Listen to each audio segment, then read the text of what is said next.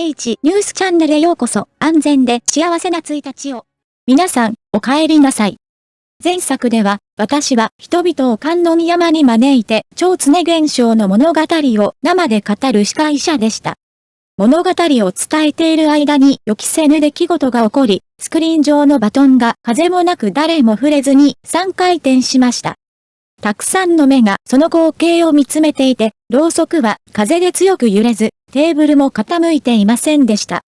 では、一体なぜバトンは動くのでしょうか？そして幽霊バスの本当の姿とは？これらの問題については後ほど説明します。説明する前に、引用の目を持つスタッフ、シャオホンに起こった本当の超自然的な話をさせてください。超自然的な写真があります。この話は以前の番組でも取り上げました。次に、今日の超自然的な話を復元しましょう。ショーベリが前回私に語った話には、それを証明する写真があった。大まかな内容としては、彼は友人と香港に行ったが、その友人はキリスト教徒で超常現象を信じていないというもの。試合中は全てが普通だった。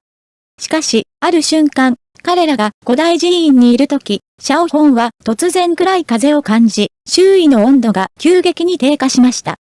顔を上げると、女性の幽霊が彼らの前に現れるのが見えました。友人は気づかず、そのまま続けてしまいました。シャオホンはすぐに携帯電話を取り出し、夢ではないことを確認するために写真を撮りました。振り返ると幽霊女の姿はなかった。家に帰って写真をよく見ると幽霊の姿がはっきりと写っていた。この物語は私たちが超常現象について考えるきっかけとなり、その後の観音山事件の背景も与えてくれました。次にバトンが移動した理由とゴーストバスの実際の外観について詳しく説明します。乞うご期待。その後、彼らの旅は最初の目的地となる夜景の美しい場所にやってきました。夜はみんなで美しい夜景を楽しんでいたのですが、時間がかなり遅くなり、あたりから幽霊の怒号や叫び、声が聞こえてきました。少女は超常現象を信じていないので怖がり始めたが、少年はあまり失礼なことをしないようにと彼女を慰めようとした。しかし、女の子たちは何かおかしなことが起こった方がいいと主張しました。これは私が言ったことではなく、その時女の子が言ったことです。彼女はこれらのことは怖くないと自信を持って述べました。彼女は表向きは怖くないと言ったが、後半の説明ではその体験を一人称で語り始めた。これは少女が自分に言い聞かせたことだともう一度強調し、私はそんなことは怖くないと言いましたが、彼女は自分の言葉に少し違和感を感じ始めました。その夜ホテルに戻った少女は翌日、異常な倦怠感を感じて目覚めると、手足があざだらけだったことに驚いたという。彼女は香港への旅行中、何もぶつけたり触れたりしなかったが、手足に異常な打撲傷があり、詰められたように見えた。彼女は奇妙な行動をし始め、歩くときに極度の疲労感さえ感じました。これらの奇妙な現象は彼女を非常に異常なものにし、彼女は説明できない恐怖を感じるようになりました。これにより、誰もがその夜に何が起こったのか、そして少女たちが本当に超常現象の影響を受けていないのかどうかについて考え始めました。この物語の真実も、旅の中で謎となっていく。離れたくないと突然彼女が言ったのでおんぶしてあげたらどうですかと答え迷ったが最終的には同意した。それで私は彼女をおんぶしましたが、彼女の体重は私にとって問題ではありませんでした。こうして私たちは最後の日を過ごし、帰る準備が整いました。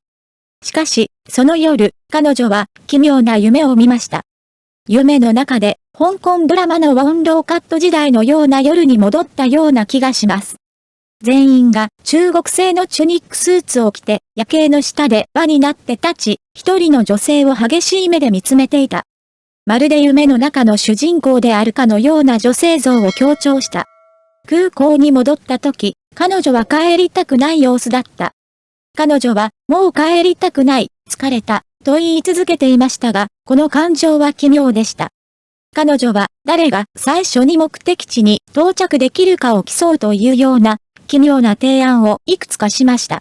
私は彼女のレースの提案に同意して走り始めましたが、彼女はその場で止まり、ついていきませんでした。彼女は突然何かの力に話しかけているかのように理解できない言葉を言いました。この一連の奇妙な体験に私は混乱し、その夜何が起こったのか、そして彼女の夢が地元の蝶常現象に関係しているのかどうか考えずにはいられませんでした。この物語は人々に果てしなく考えさせるいくつかの謎を残しています。彼女はその場で立ち止まったので、私は彼女に尋ねました。レースがしたいと言ったのに、なぜそこに立っているのですか？彼女は答えました。帰りたくないのです。突然彼女は奇妙な笑い声を上げました。ははは、その椅子はとても楽しいです。そして私は彼女の周りに椅子がなく階段があることに気づきました。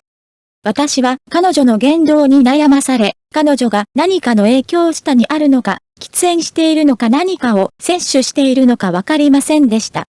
しかし、彼女は薬物は使用していないと主張した。このような奇妙な状況にもかかわらず、私たちは最終的には無事に家に帰りました。私の祖母が観音信仰を持っているので、この女の子も私たちの家で一晩過ごしました。ところが、真夜中におばあちゃんが突然起きて、物音で目が覚めたと主張しました。彼女はそれを人々のグループが広東語で話していると説明した。広東語に詳しくないので内容が理解できません。その瞬間、そこでは誰も話していなかったし、ましてや広東語で祖母を侮辱したりするはずもなかったので、これには私は困惑しました。おばあちゃんが目を開けると、すぐに、そんなに騒いでいるのは誰ですか？と尋ねると水を飲むために立ち上がったので女の子も部屋から出て行きました。おばあちゃんは何か異変に気づいたかのように、彼女をじっと見つめました。この一連の奇妙な出来事に私は不安を感じ、その夜香港で何か説明のつかない蝶常現象が起こったのではないかと疑い始めた。おばあちゃんが修行をしているので、突然、たくさんの人を連れ帰ったの？と聞かれたので、どこに人を連れて帰ったの？私は連れて帰ってないよ、と戸惑いましたが、否定しましたが、おばあちゃんはまだ残っています。用心深い。それから女の子は私たちの家を出て行きました。次の日、彼女は夢を見たと言いました。私たちの家族は観音を崇拝していますが、彼女はキリスト教いたずらであり、これを信じていません。彼女は観音が自分をある場面へと導いてくれる夢を見たが、その場面はその日の香港での彼女の体験と完全に一致していた。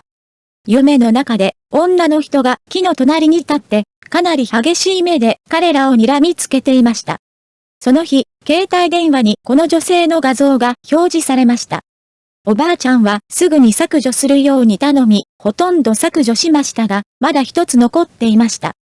削除しても後から確認したらまだ残ってました。皆さんにお見せする予定でしたが、透明のものは取れて残っていないように思います。私たちはその経験、特に不快な写真に悩まされました。事実を確認するために確認して共有することにしましたが、実際には最も明確な部分が削除されています。このことから私たちはその夜に何が起こったのか、なぜこれらの奇妙な現象が観音山の蝶常現象と一致するのかについて考え始めます。この謎は私たちを神秘的な雰囲気に陥らせます。写真が2枚ありますが、遠くから見てください。遠くから見るとどこにあると思いますか？実際、それはどこにでもあります。さて、それが彼の話です。その後、彼らはこれらの蝶常現象を解決するために、の水を飲み、救済の儀式を行うことにしました。できるだけ早く出発しなければならないかもしれないと思います。遠くから見ると、実際には少し明白に見えます。頭皮が痺れているような気がするのですが、なぜですか？ありがとう。今日は来てくれてありがとう。これは、その日現場で語られた超自然的な物語です。次になぜバトンが動くのかについてお話しましょう。影と陽の目を持ったスタッフ、シャオホンと知り合った後、その日、私たち全員が現場に到着してから間もなく、彼は3人のアーピョが話を聞きに来たのを見たことが分かりました。3人が集まった。シャオホンさんは不気味な風を感じ、超自然的な活動の存在に気づいたという経験を語った。彼はバトンが動くのを見て、アーピョが3人いると感じた。この3人のアーピョは仏教の儀式のために現れた可能性があり、事件全体と密接に関係している。物語全体の展開により、その夜の超自然的な出来事が救いや儀式などの精神的な活動に関連している可能性があることがよくわかります。これは風のないところでバトンが自発的に動く理由や一部の人々が超常現象に気づいている理由も説明します。これは信仰と超常現象の興味深い探求です。その日の観客は全員男性で、そのうち2人は大人、もう1人は8歳くらいの子供でした。外見から見ると、大人の1人は30代、もう1人は40代に見え、子供は漫画の柄の服を着ています。私が彼らの服装スタイルについて尋ねると、シャオホンさんは、大人の1人は白い T シャツにショートパンツとスリッパを着たカジュアルな服装で、もう1人は黒い服とジーンズを履いていたと説明した。子供たちは漫画の模様の服を着ています。この日は子供たちがバトンで遊んで3回回し、写真を撮る余裕はなかったものの、1周半ばほどしか映らなかった。私はファスナーを開けて、みんなに見せた瞬間のことを思い出しながら、その場面を思い出し続けました。冗談ですが、もし心配しているなら、ここに平和の、がありますよ。笑い声が響く中、私が、を開けると、大人2人はすぐに怯えて顔を見合わせました。彼らの恐怖の根源は、どうやってこんなにたくさんの、を身につけられるだろうかというものでした。彼らにとっては人を消し去る恐ろしいものであるはずですが、実際にはそれらの霊が体に入るのを防ぐだけです。でも、一番怖いのは、レコーディングの時に新しい iPhone を持っていたことですよね。この詳細はさらなる疑問と不安を引き起こし、超自然的な物語全体にさらに神秘的な色を投げかけているようです。バトンが動いた瞬間、突然音がしたので質問しました。その時あなたはそこで物語を話していたのではありませんか？すると私の隣で左側と右側に2人の大人が私を見ていたことが分かりました。この配置のため、当時の磁場は比較的混沌としており、ノイズが発生していました。その前にもう一つエピソードがあり、引用の目をしたスタッフが、アピャオという兄貴がいて席を探しているが、すでに席はすべて埋まっていた、と教えてくれました。彼はもう一度乗りたかったが、そこに座っている人々の邪魔になるのではないかと心配していた。それで、彼はすぐに私に言いました。後ろの男の子に脇に身を寄せるように頼むと、写真が現れました。右に移動するのを手伝ってくれた後ろの男の子に感謝します。実際、このような会場では、友達が来て一緒に聞くのが普通なので、大丈夫です。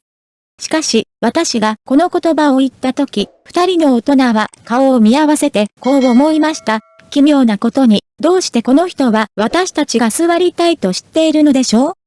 上記はその日に起こった一連の超自然的なエピソードでありシーン全体さらに混乱します。これらの奇妙な経験は、誰もが当時、彼らの経験に静かに影響を与えた超自然的な存在が本当に存在したのではないかと疑問に思いました。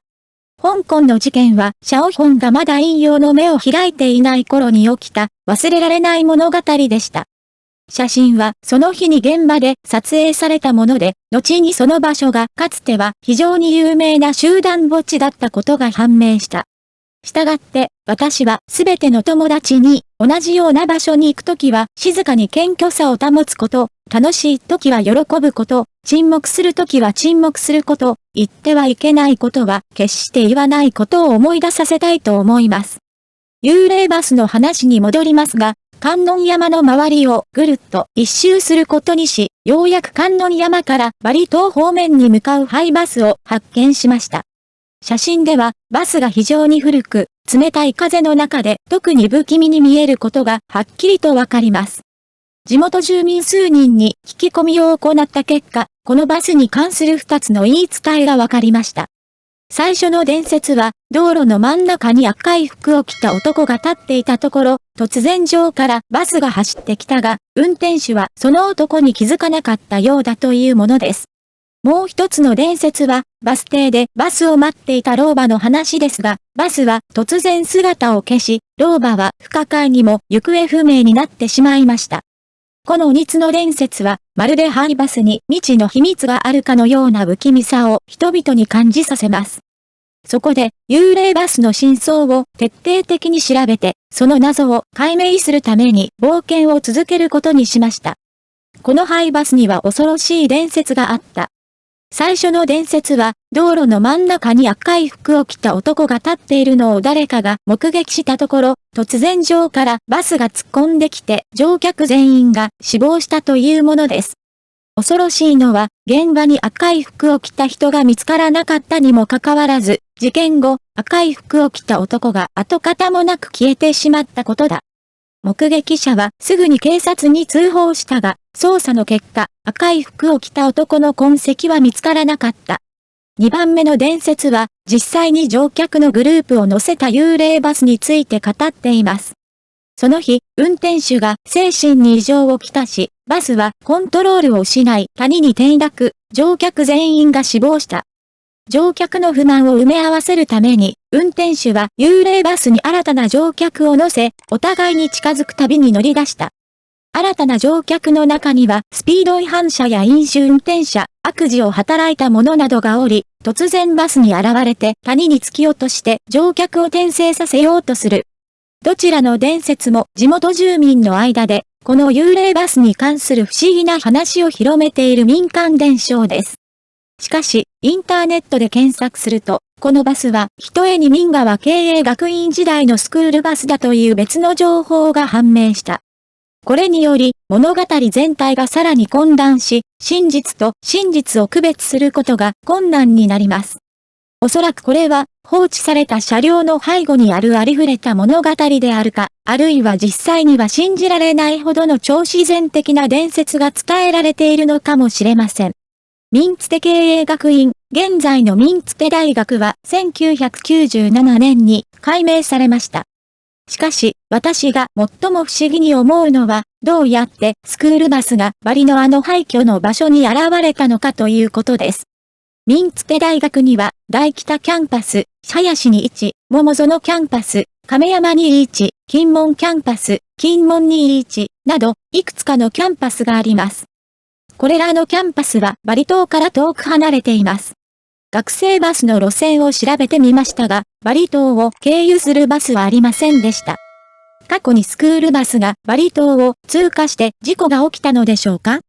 それとも、このハイバスがそこに停まっているのには何か別の理由があったのでしょうか？私にはこれらすべてを知る方法がありません。幽霊バスの噂については、それが真実かどうかは別として、あなたの考えを残しておきます。メッセージボックスにはさらに多くの超自然的な物語があり、下にスクロールして読むことができます。聞きたいトピックがございましたら、メッセージを残してお知らせください。これらは、その日私たちが話した超自然的な物語と超自然的なエピソードです。今日の話はここまでです。コメント欄にはさらに超自然的な話がたくさんあります。下にスクロールして読むことができます。聞きたいトピックがございましたらメッセージを残してお知らせください。超自然的なストーリーをお持ちでしたらぜひ私に投稿してください。投稿場所はメッセージボックスです。また次回お会いしましょう。